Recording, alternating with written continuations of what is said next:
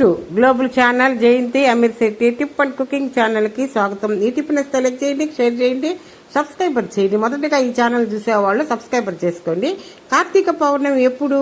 November 4, 5. స్నానము పూజ ఏ ముహూర్తంలో చేయాలి? 365 ఒత్తులు ఎలా వెలిగించాలి అని ఈ వీడియోలో మనం తెలుసుకుందామా? స్కిప్ చేయకుండా లాస్ట్ వరకు ఈ వీడియోని చూడండి. కార్తీక మాసం చాలా విశేషమైనది. నెల రోజుల పాటు శివుని ప్రత్యేకించి ఆరాధిస్తారు. కార్తీక పౌర్ణమి నాడు 365 ఒత్తులు వెలిగించుకుంటే చాలా మంచిది అని జరుగుతుందని ఈ సంవత్సరం కార్తీక మాసం ఎప్పుడు వచ్చిందో, కార్తీక మాసంలో ఏం చేస్తే ఎలాంటి ఫలితం కలుగుతుందో, కార్తీక పౌర్ణమి రోజు ఏమి చేయాలో తెలుసుకుందామా? కార్తీక మాసానికి ఉన్న ప్రత్యేకత అంతా ఇంత కాదు. కార్తీక పౌర్ణమి చాలా విశేషమైనది. నెల రోజుల పాటు శివుని ప్రత్యేకించి ఆరాధిస్తారు. శివాలయంలో అభిషేకాలు ఇలా ఎన్నో కార్యక్రమాలు జరుపుకుంటారు. ఇది స్నానానికి కూడా ఎంతో విశిష్టమైనది ఉంది.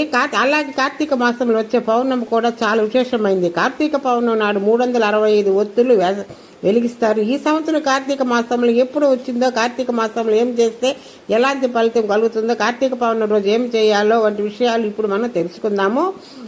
ఈ పంచాంగం ప్రకారం చూసినట్లయితే కార్తీక మాసం తిథి నవంబర్ 4 రాత్రి 10:30కి మొదలయ్యి నవంబర్ 5 సాయంకాలం 6:48 వరకు ఉంటుంది. నవంబర్ 5న పౌర్ణమి ఉదయం నుంచి సాయంత్రం వరకు ఉంది కాబట్టి పౌర్ణమి 5వ తేదీనే జరుపుకోవాలి. చాలా మంది నది స్నానం చేసి దీపారాధన చేసి పరమభక్త శివుని ఆరాధిస్తారు. పవిత్ర నదిలో ఈరోజు స్నానం ఆచరించడం వలన ఎంతో పుణ్యం కలుగుతుందని, పాపాలు తొలగిపోతాయని, కార్తీక పౌర్ణమి నాడు నది స్నానం చేయాలనుకునేవారు నవంబర్ 5 ఉదయం 4:52 నుంచి ఉదయం 54 వరకు చేస్తే మంచిది. పూజ చేయటానికి ఉదయం 7:58 నుంచి ఉదయం 9 వరకు అనుకూలంగా ఉంటుంది.